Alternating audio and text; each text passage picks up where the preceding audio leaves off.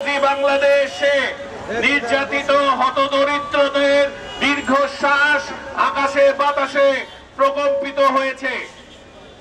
ওই স্বৈর শাসকদের আমলে দুমুঠো ভাতের জন্য শিশুদের পরিণত হতে দেখেছি আমরা সামান্য অর্থের বিনিময়ে মীমাংসার বলি হতে।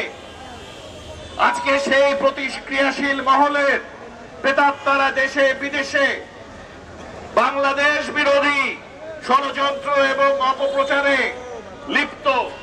একটা নির্বাচিত সরকারকে অবৈধভাবে হটানোর চক্রান্তে ওরা মত্ত।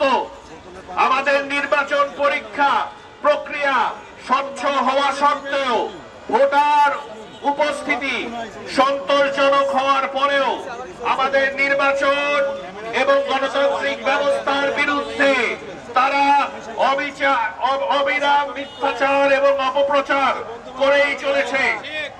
তাই সামনে স্থানীয় সরকার নির্বাচন এদেশের খেটে খাওয়া মানুষের জন্য একটা সুযোগ।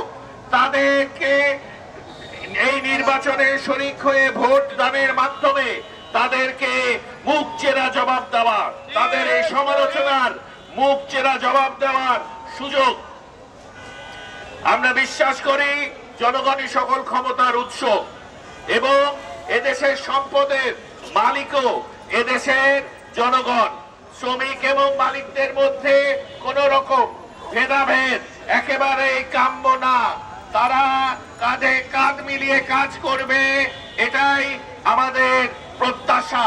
মালিকদের বোঝা উচিত আপনারা যেমন মুনাফা বিনিয়োগ করেন, আপনারা যেমন অর্থ বিনিয়োগ করেন এবং তার মাধ্যমে আপনারা মুনাফা উপভোগ করেন এবং এই মুনাফার উপর আপনাদের ন্যায্য অধিকার, ঠিক একইভাবে শ্রমিকরাও তাদের আপনাদের মিল কারখানায় তাদের শ্রম বিনিয়োগ করে।